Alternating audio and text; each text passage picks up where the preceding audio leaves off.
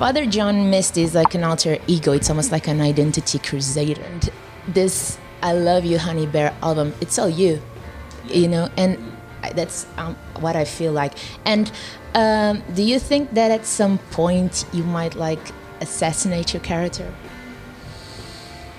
Well, yeah, I mean, that's ultimately, that's another, I think, kind of a step. You know, I think you can do that without changing the name. I mean, but, you know, what interests me about personas or whatever is, in contrast to what I do, like an alter ego or a persona or something, it doesn't change. It just evolve. It has to stay the same, you know, or people can't identify it, or people get disappointed. And this thing, I mean, I just think that even from the last album to this one, it's a fairly radical kind of. I mean, it's so. I like it because, I mean, to be honest, I like it on some level because it is so confusing, you know, like where it is so kind of explicitly honest and so obviously about me, but it has this obviously fraudulent name attached to it. But I mean, I just chose it because I just chose to give myself a stupid name because when my writing changed or whatever, I was really hung up on this idea of identity, you know, and that I had made all this music as Jay Tillman, but that I realized Jay Tillman was the alter ego, you know, like I wanted people to believe that I was some thing that I just wasn't, you know, and you know, I didn't live like Jay Tillman, I didn't talk like Jay Tillman. None of the experiences in a Jay Tillman song had anything to do with my real life. It was this fantasy world. But when you wrote "A Seat at a Table" as Jay Tillman, yeah. Did you already knew things were going to change? It's kind of feels like it in the lyrics. Well, I knew I was done. Like I knew that I was done with making that music. It had just run its course, you know. And it was, you know, I don't remember I mean, I guess I made that album in 2010, and then there was kind of just this year where I was like, well, I don't know what I'm gonna do next. I just kind of stopped thinking about music for a little while, and it was really important for me to disassociate with this idea of being a singer-songwriter and having all my self-worth and whatever wrapped up in this idea of how successful or not I was as a singer-songwriter. And when I wrote that novel that comes with the book, that was really like, you know, that was a response to kind of this like psychedelic moment of realization that I had.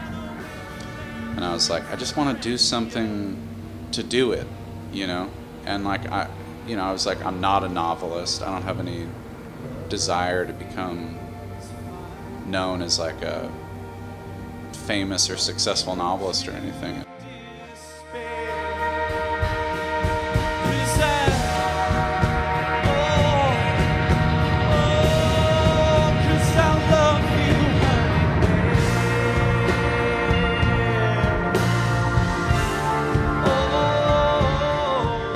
Can you talk a little bit about the album and the songs, because I really love your lyrics. Yeah. That part when you say on Holy Shit, when you say like love is just an economy based on resource scarcity, are you committed to take all the bullshit out of love?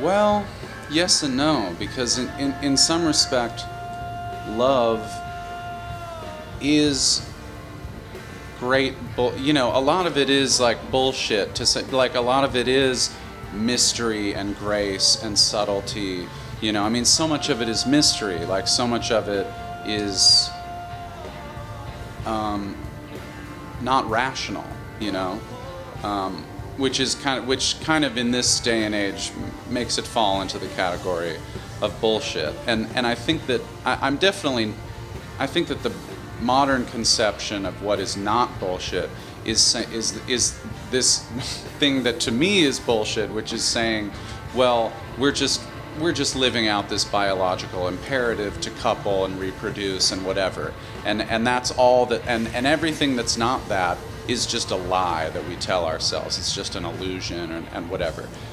Whereas I place great value in illusion, you know, and in the and in creativity, you know. And so in that respect, I think that in order to live in the state and context of love, you have to be committed to things that do come, that can come off like bullshit, you know. And I mean, I had to fight my intellectual mind tooth and nail, like all through the first couple years of this thing with Emma, and this thing that we, you know, like very irrationally committed ourselves to, even down to like marriage. You know, it's like marriage, it's like it just, yeah, it's just this patriarchal like land transaction, right? You know, like that's all it is. But then you know, it's like there's no prize for thinking that way. There's no prize for living that way, you know? And it's like,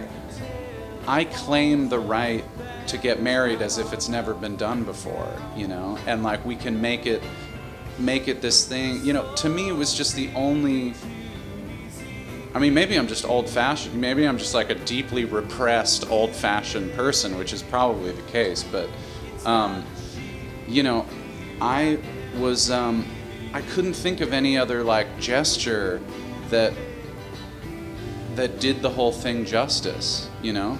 And I don't think it's like for everyone. I don't think it makes I don't think it makes Emma and I's relationship more or less legitimate than anyone else's. I don't think about anyone else's thing, you know?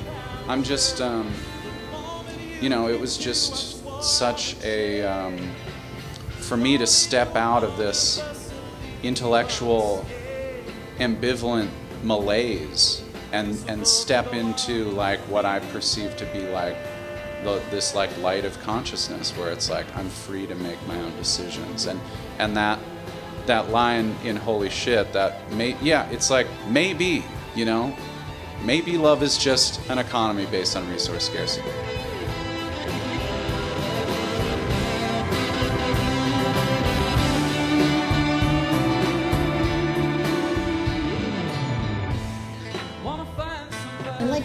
I went to the store one day. It's like a banal, you know, thing, but then because of, you know, like the intimacy with the other person and the love that you conquered with the other person, just turns it into a poetic happening. Is that? Yeah. Did it pass with the song? Yeah, I mean, I wanted it. You know, I gave the song, you know, the stupidest title. Like, imagine, you know, it is like the most mundane. The subject matter is very mundane, and the encounter itself was really mundane, and that was sort of, it was just really important to me to include everything in this album, because the experience itself included everything. The experience itself was at times vulgar, at times profound, at times exhilarating, at times filled with angst and jealousy and despair, and at other times incredibly mundane and, you know, commonplace. And that was, it's sort of this acknowledgement of the fact that it's just chaos out there, you know, and that love doesn't necessarily come floating down from heaven, you know, in this really spectacular way, you know, that it's really just my way of saying, like, well, after all this, like, hand-wringing and philosophizing and whatever else, that it really just, that the people who become so, like, fundamental to our life and to our being can sometimes come into our lives in really unspectacular ways, and it's hard to even, now I can't even really relate to those two people that were at the store, you know, and it feels like I'm talking about someone else, you know. So yeah, I mean, it was, when I started writing that song, it was very kind of grandiose, and I was just like, this is, you know, this horrible instinct to write like a really, you know, bloated kind of love song, and then I just kept peeling it all back and back and back. Yeah. And like Born in USA, does it have anything to do with your upbringing in Maryland, or just like about the passiveness of society in general? That tune really didn't come from like a very personal place, because I've sort of tried to do everything I can to like prevent myself from living in the like, you know, existing in the state of mind that's like presented in the song. It's really like, that song's a pretty good indicator of where the writing is going, at least for the time being, of like sort of taking down these institutions or ideas or whatever that have kind of irked me my whole life, you know. But I mean, that's just kind of like a very standard sort of, I don't know how to describe it really. Just complaining. You don't know how to describe it. Complaining about other people, you know, like. Which is good too. Yeah, yeah. But are you like a person in conflict? Do you live in conflict? Yeah, absolutely. I mean, less and less, you know, to a like lessering degree, I think. I mean, I think that I know that this album in particular was born in conflict. It's entirely about conflict, and the album was about like allowing that messiness into the album, and these really ugly moments, you know, like The Night Josh Tillman Came to Our Apartment, or Strange Encounter, or Ideal Husband, or which is all. Ideal Husband is another tune that's like the mundane, you know, like these really mundane kind of things that I hate about myself. You put it yourself too as the anti-hero. Oh yeah. I mean, it's not. Yeah. You were asking me about character assassination earlier, and it's like, I mean, this album, you know, at times borders on character assassination. You know, we're talking about conflict, you know, but yeah, there's this conflict between the intellect and this other thing, this thing called like, or that we'll just call like actually living, you know. That conflict is very, very real, and also you know, there's this conflict between. You just bring all these, you know, we all, you know, we just, this baggage, or this conflict between the baggage and the future, and which is kind of what like Honey Bear is about. So yeah, the whole thing is about conflict, but I think that contradiction is really important in terms of the truth, you know, like I think that there's always, I feel like the real truth is always at the cross-section of a really violent contradiction, you know? And, yeah, it's all over the album. Like The Night Josh Tillman Came to Our Apartment, which to me is like, more or less like a love song to this, you know, girl that's like being perceived as like this horrible person in the song.